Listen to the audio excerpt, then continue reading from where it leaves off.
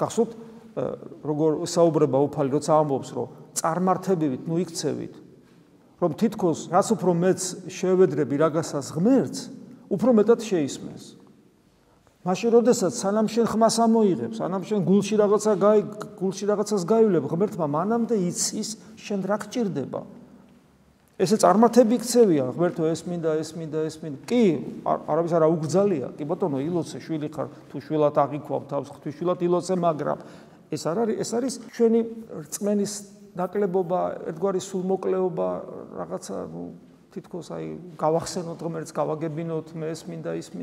ამ ქვეყნიური თუნდაც ჯანმრთელობა თუნდაც ჩემი ახლობლი ჩვენ სულ ავედრებით კი ბატონო მაგრამ ეს არის აი როგორ გითხრათ რა ნუ არ შეგვიძლია სხვანაირად სულმოკლენი ვარ რწმენა ისეთი არ არის და ასე შემდეგ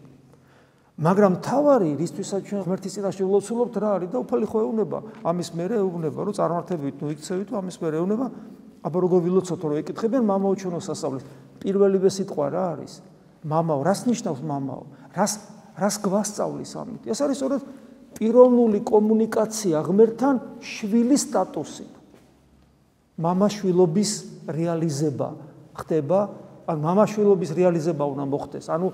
მე გამიცნოს ღმერთმა როგორც შვილი მე გავიცნო ღმერთი როგორც მამა რომ მე არ თქვას როგორც სახარებაში გვაქვს რომ არ გიცნობ ვინ ახარ და მე უნდა გამიცნოს არა როგორც ქმნილება ეგრე ნებისმიერი ჭიამაია და ჭიანჭველა იცის ღმერთმა არამედ როგორც შვილი რომ არ მითხრას მე არ გიცნობ ეს არის კომუნიკაცია მამაშვილური კომუნიკაცია ღმერთთან პიროვნული კავშირი ეს არის სასუფეველი და აი აქეთკენ უნდა ვიყოთ კონცენტრირებული